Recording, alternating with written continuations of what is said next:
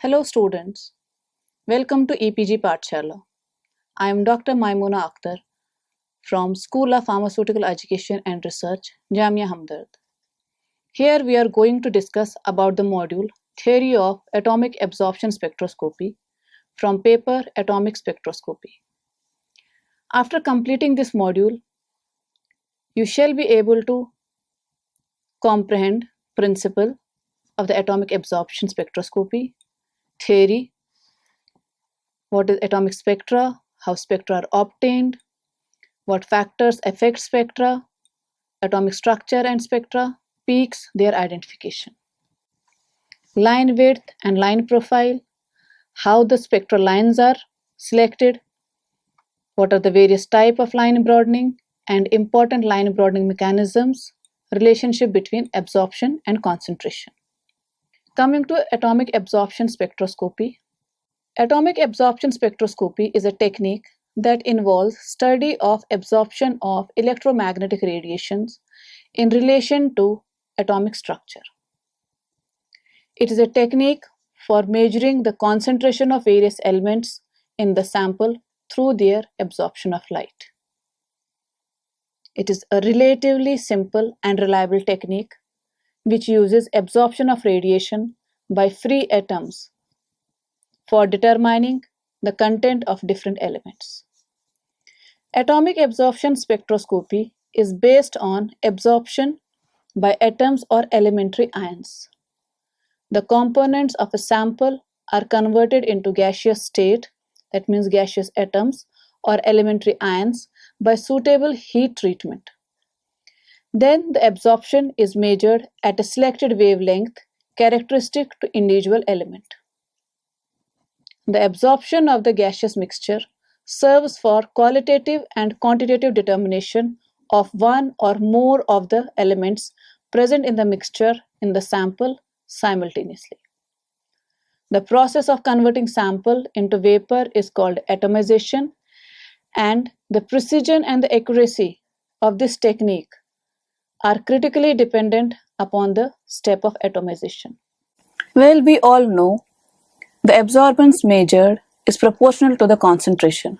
Mathematically, we can say the total amount of light absorbed at a particular frequency is equal to the ratio of pi e square to mc multiplied by nf, where E is the charge on the atom of mass m, c is speed of light, n is the total number of atoms that absorb at frequency nu, and F is the oscillator strength or ability for each atom to absorb at the particular frequency.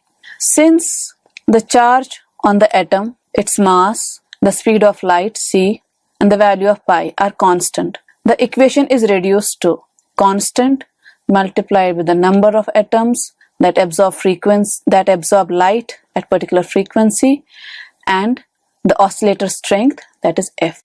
The atomic absorption. We need to first understand the atomic structure. The concept of atomic absorption process is completely based on the understanding of the structure of atom. Well, you all know the Niels Bohr theory of atomic structure. The structure of atom consists of a central core or nucleus, which is made of positively charged protons and neutral neutrons. This core is surrounded by electrons in orbits of differing energy. There are different levels of orbitals with different energies. Each orbit has a fixed energy associated with it. An electron generally stays in lowest energy orbital known as ground level, which is available, and shifts to higher energy only when it absorbs amount of energy that is equal to the difference between the two energy levels and is called as in excited state. And from there, the electron can be easily removed, a state which is called as ionization. So when the associated electrons of an atom are in its ground state, the atom is said to be in ground state.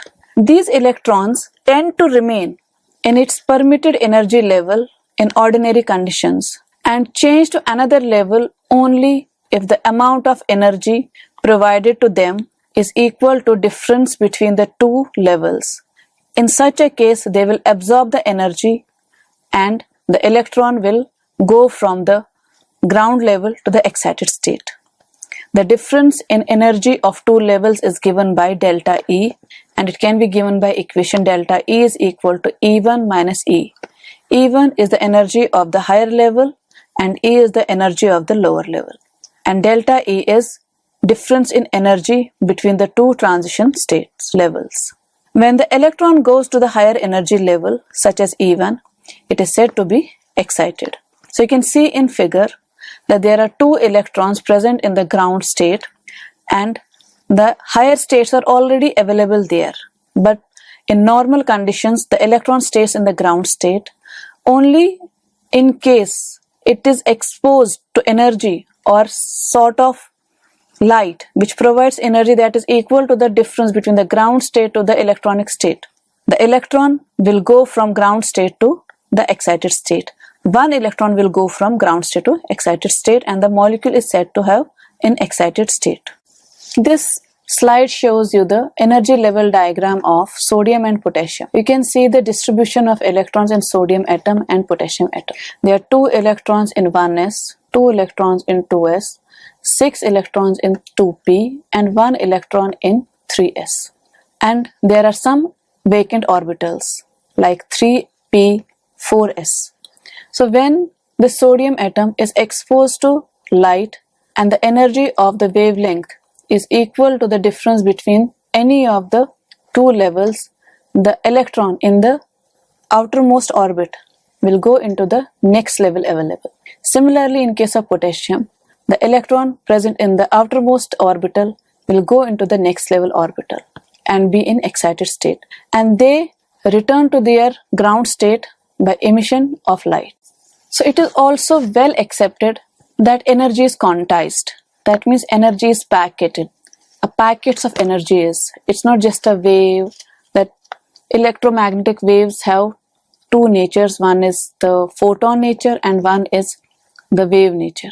So when you consider photon nature, which is of interest in our case, so it is called quantized.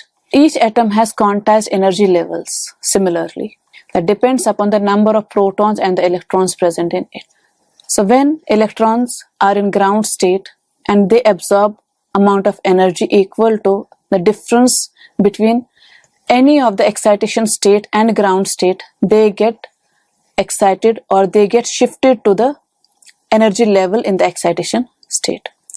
And when the energy provided is beyond the excitation level, the electron is moved out of the atom and ionization takes place. So this energy level diagram illustrates the excitation, ionization and emission process of an atom. The excess of energy from the excitation is when, or you can say when, it is released in the form of emission. You can study that emission. So you have atomic emission spectroscopy. When you study the amount of light that is absorbed, that is absorption spectroscopy. So now what is atomic spectra? The energy level diagrams of outer electrons of an element provides a convenient method for explaining the process upon which the various types of atomic spectra are based. Each orbital in an atom is characterized by various quantum numbers like principal, azimuthal, that correspond to the electron energy and angular moment. So when an electron undergoes a transition from an energy level to an energy level E1, light of frequency equals to V is equal to E2 minus E1 divided by H. So you can say there is difference in energy divided by the H. In terms of wavelength, it can be written as the lambda is equal to C upon U is equal to HC upon delta E. The transition from ground state of an atom to excited state is not arbitrary and unlimited. The transition follows certain selection rules that make specific transitions allowed or forbidden. So we know an electron can have more than one electronic transition. Each transition between different electronic energy state is characterized by different energy and hence by a different set of wavelengths at which the atom will absorb. These wavelengths are sharply defined, and when a range of wavelength is surveyed, Each wavelength shows a sharp energy maxima, a spectroscopic line. Atomic spectra are distinguished by these characteristic lines. Lines which originate by transition from the ground state of the atom are called resonating lines. These resonance lines are much more sensitive and are the most useful analytical lines for atomic absorption spectroscopy that enable the quantitative analysis of sample. Let's take an example of sodium again.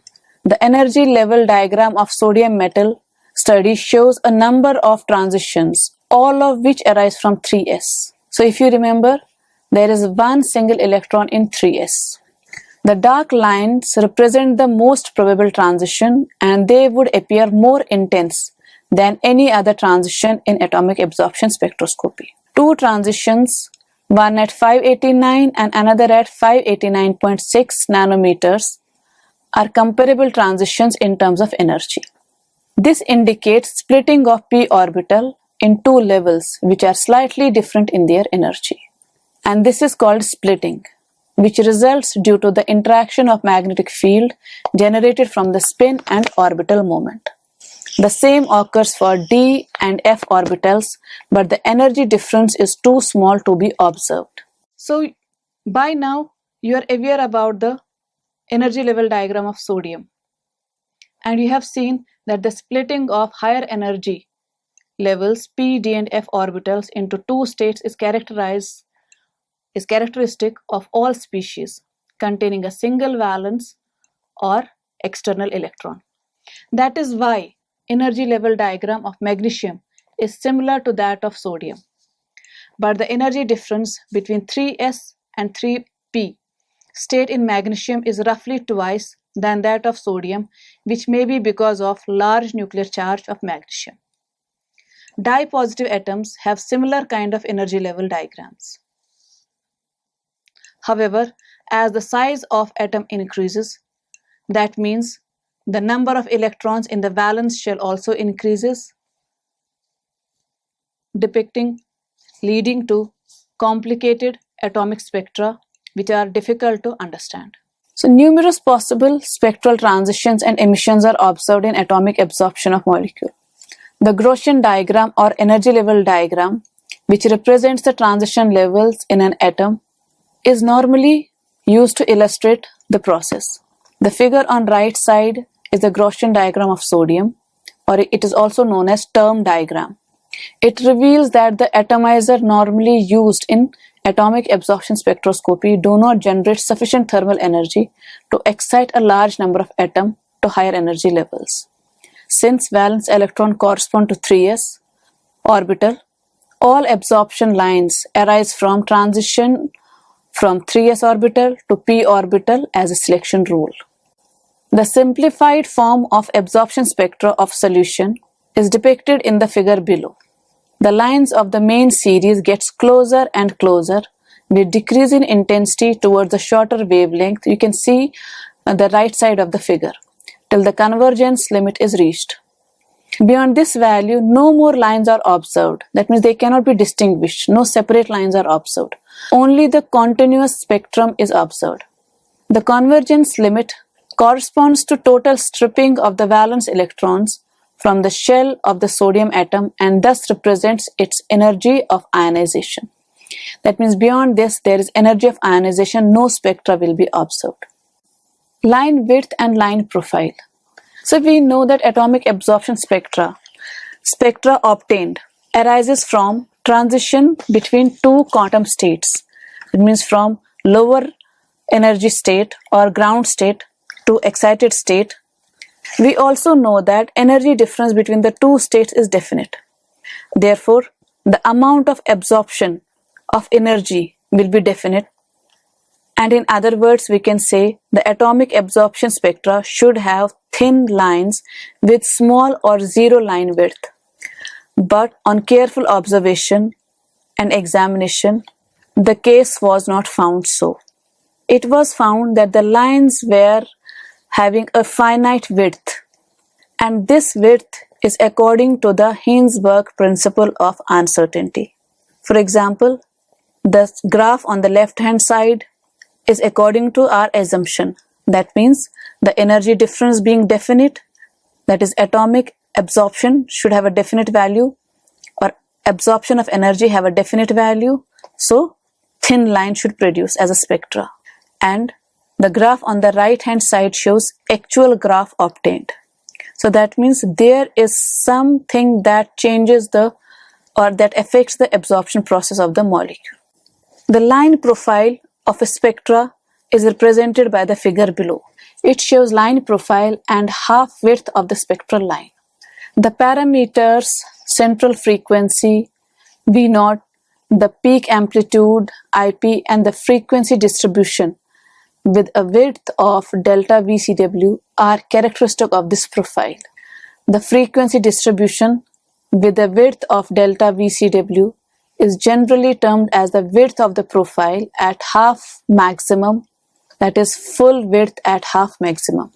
The spectral range within the half width is the line core, and range to either side are the wings.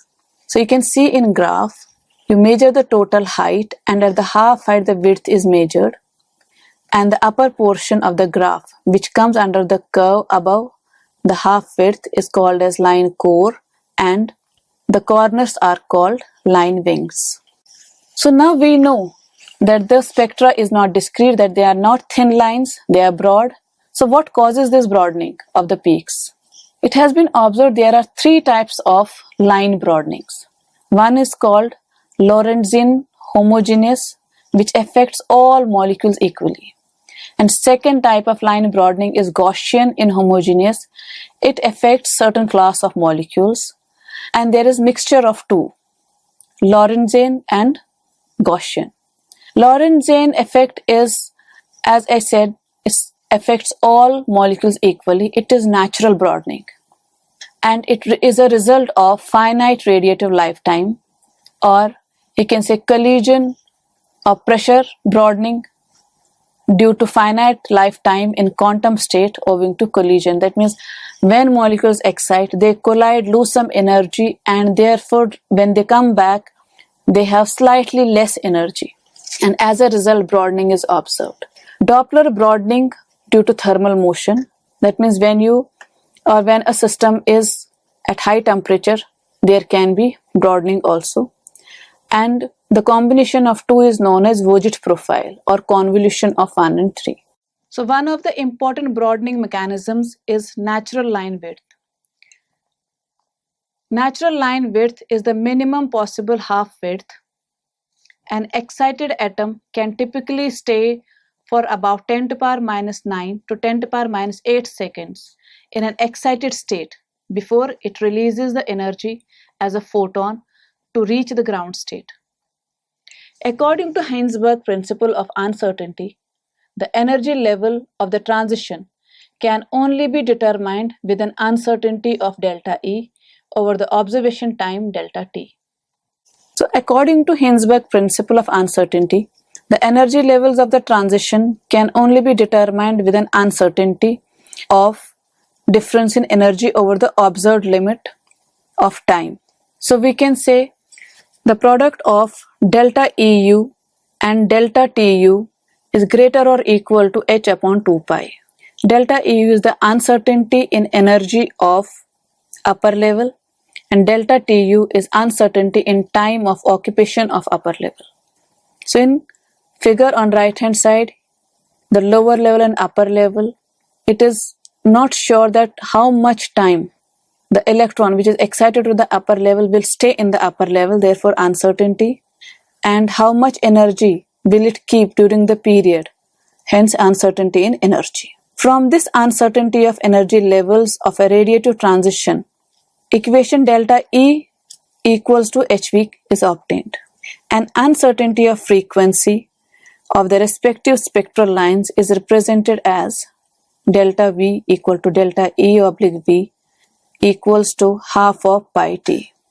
The relaxation time of each level also enters the uncertainty relationship with transition from one energy level to another transition level, as depicted schematically in the figure on right hand side.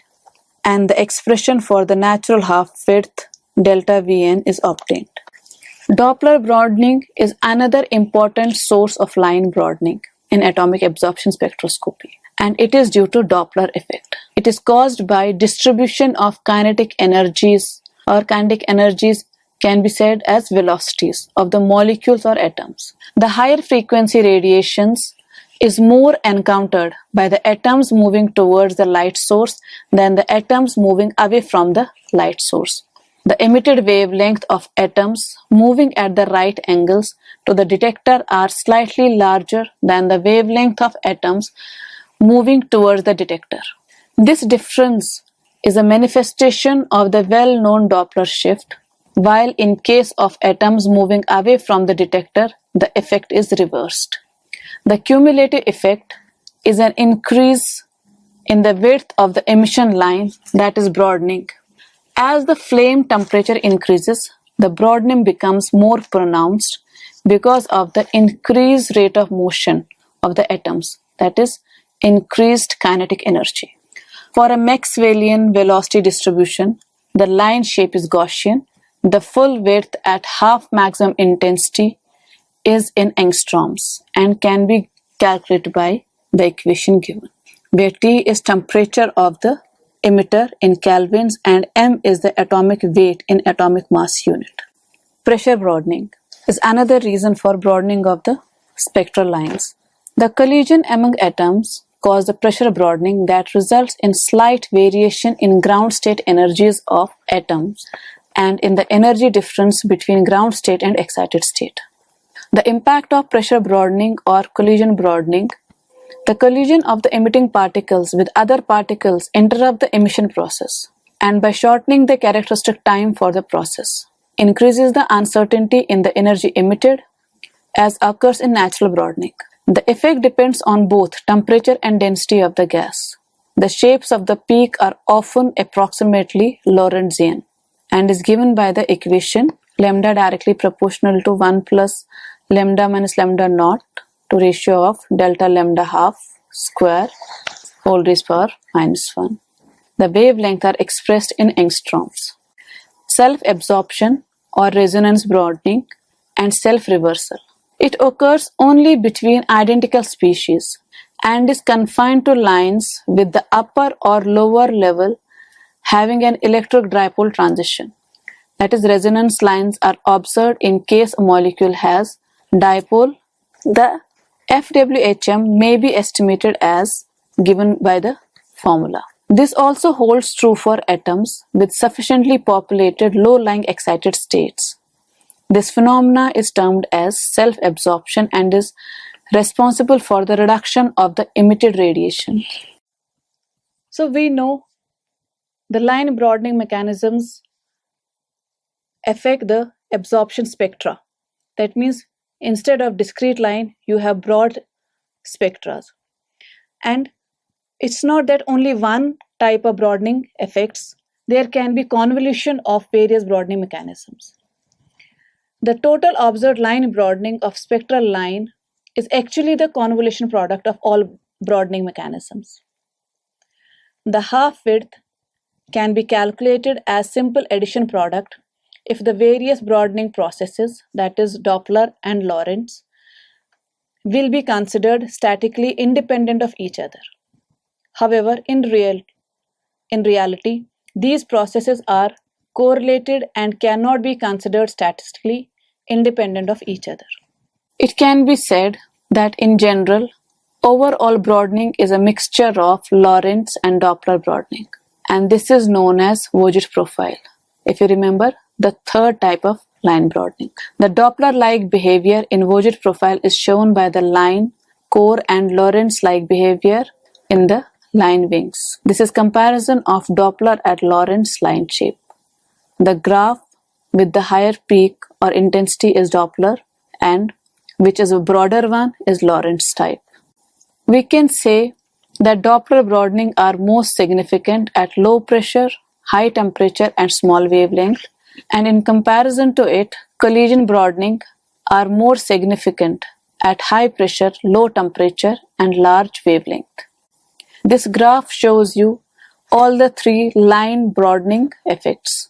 A graph is Lorentz, the B is Doppler, and C is the mixture of A and B, that is Vogt profile, resulting from convolution of A and B. So we know absorption is due to absorption species.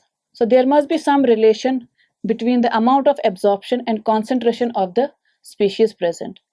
So let's discuss the relation between absorption and concentration. The concentration of an element in a solution can be measured with the help of absorbance value, and relation between light absorbance and analyte concentration is given by the known Beer-Lambert law. The Lambert law states that the quantity of light absorbed is independent of the intensity of the incident light by a transparent medium, and each successive unit thickness of the medium absorbs an equal fraction of the light passing through it. That means the light absorbed is proportional to the length of the path it travels. Beer's law is the well-known law for absorption of light, and it states that the absorption of light is proportional to the number of absorbing species in the sample. When combined with Lambert law, it is called as combined Beer-Lambert law, and in combination it can be expressed by absorbance A is equal to log of 10 to power I naught to I, or it can be given as absorbance is equal to A multiplied by B and C, where A is the absorption coefficient, also known as absorptivity, B is length of the absorption path, C is concentration of the absorbing species. I naught is incident light intensity and IT is transmitted light intensity. According to the equation 2, if A and B are kept constant, the absorbance is directly proportional to concentration C, as presented in the graph on right hand side. You can see a straight line. With increase in concentration, the absorbance is increasing. But in practice, this rarely happens. That means there is not a linear relationship between the concentration and absorption behavior. And samples which show that are known as to show ideal Beer-Lambert behavior. The deviation from the linearity or Beer-Lambert law has been observed and is valid for all radiations except monochromatic radiations. In other words, we can say Beer-Lambert law is valid for monochromatic radiation. The calibration graph showing deviation from ideal behavior usually have one of the three different shapes as shown in the figure on right side. Figure A shows upward curvature. The graph curves towards the absorbance axis. This behavior is seen only for relatively small concentration range. Figure B shows the graph curving towards the concentration axis. As the concentration increases, the graph tends to become parallel to the concentration axis. This asymptotic graph means that above a certain concentration value, the absorbance does not increase at all. The absorbance remains same irrespective of the concentration. Figure C shows a special variation of figure B. It shows above certain concentration, the absorption curve becomes parallel and eventually bends towards the concentration axis. The rollover behavior means that two different concentrations can give same absorbance. This slide shows you the summation of all the above discussed graphs. So in broader term, we can say the central straight line is ideal behavior and the red is the positive deviation. The green graph is the negative deviation from the Beer-Lambert law. So we have seen that not a linear relationship exists between the concentration and the absorption. A number of researchers have postulated the reason for the bending of curves. However, the two common causes for this deviation were given by the D. Gallen and Samy.